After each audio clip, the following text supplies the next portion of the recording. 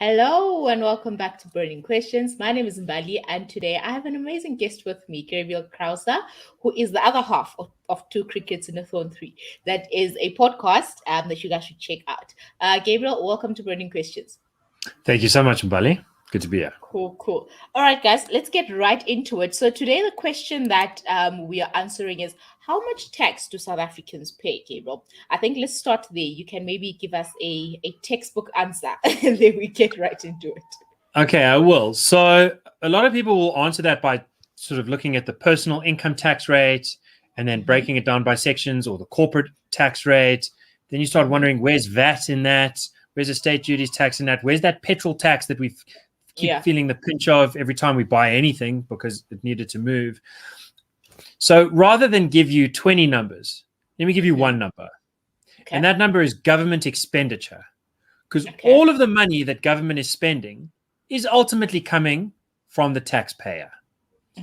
That is correct. Now, the best way to think about that number is as a proportion of all of the wealth that's being generated in a year. So how much money is there sloshing around? And how much of that is the government spending? That is called the government revenue to GDP ratio. And in 2000, until 2010, that was below 30%.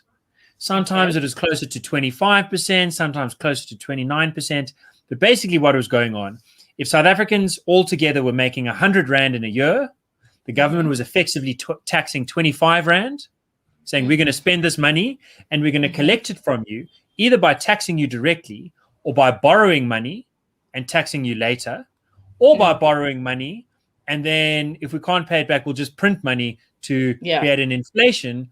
And inflation is another kind of tax. So we were being taxed 1/4 of how much we were making overall as a country. That was those were the good old days.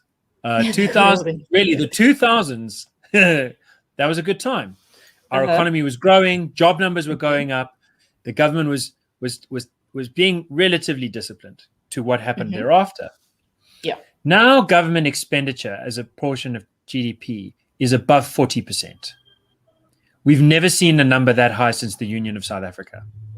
Now government deficits are above 15%. That means the government is borrowing most of the money, a huge amount of the money that it's spending. We've never seen deficit numbers that high. Not during World War I or World War II. Wars are traditionally where that kind of thing happens. And government revenue is climbing. It's climbing more slowly than expenditure. In fact, there's this widening gap between revenue and expenditure. So the government is struggling to tax people more. So Gabriel, can you maybe make that example again so that it's understandable? So now in the 2000s, if you had 100 Rand, the government will take 25 Rand. So now, since we're on 40%, if I have 100 Rand, how much is the government going to take from me? So it's taking like 40, 45 bucks. And what it's really doing is it's saying, no, don't worry. You can keep 10. I'm going to take 20 Rand now. You keep the other 20 in your pockets. I'm going to take it next time. But guess what happens next time? Next time, then it's taking the 20 from that year, plus the 20 you owe it, plus the next 20.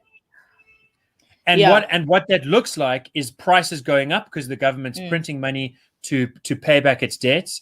It looks like actual increases in the petrol price, even when the oil price is coming down. It looks like your income tax going up. And most importantly, it looks like getting nothing for the taxes that you're spending, which is increasingly what's going on in this country. I should just give a bit of context. Some governments will tax 50 Rand out of every 100. But then those governments have free schools that are good for everyone. They've got free hospitals that are great for everyone. And they're already super rich. And everyone has a job. I'm talking about Sweden, Scandinavia more generally. We're not in that situation. So we're not just paying a kind of Swedish style of tax. We're getting nothing for it. And we're a very poor country. And that all adds up to people not having the money to pay rent, not having the money to pay down their bonds, not having the money to pay for basic necessities. And it especially means they don't have that little bit extra to buy something that an entrepreneur might have wanted to sell to them. Yeah. Yeah. And that means there's less jobs, less room for dynamic business, less room to invest, less room to build up your house, to get a better car. Now the skoro can't go. That means you have to start using public transport again. That eats into your daily spend. It's very bad news for South Africa. And the only way to turn it around is to take many difficult steps. Okay. Maybe let's segue to the question of how can me, let's say, as an ordinary taxpayer, how can I hold the government accountable for spending my money the way they're spending it right now?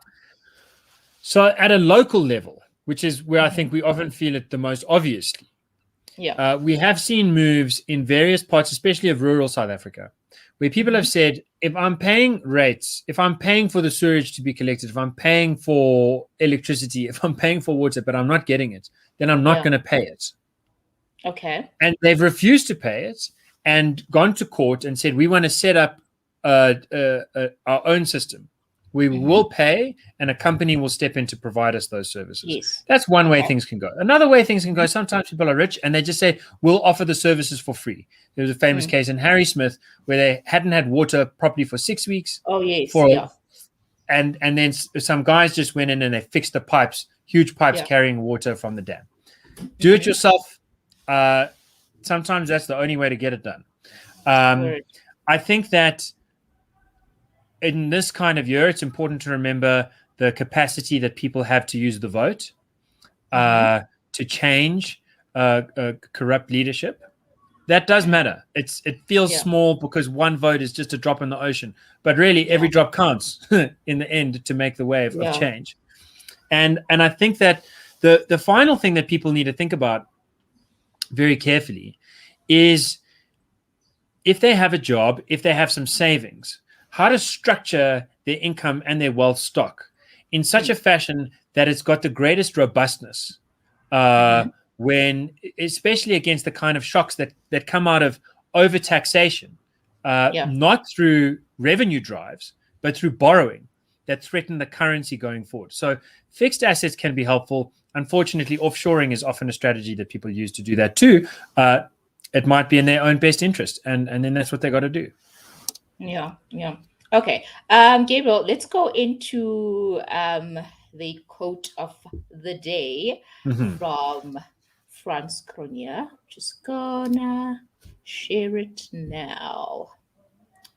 Cool. So the quote reads, "The government is spending far more than it earns and taxing ordinary people to the greatest extent ever." And I think it speaks well to what you were saying, that the government literally is spending money that they don't have and money that they cannot afford to pay back.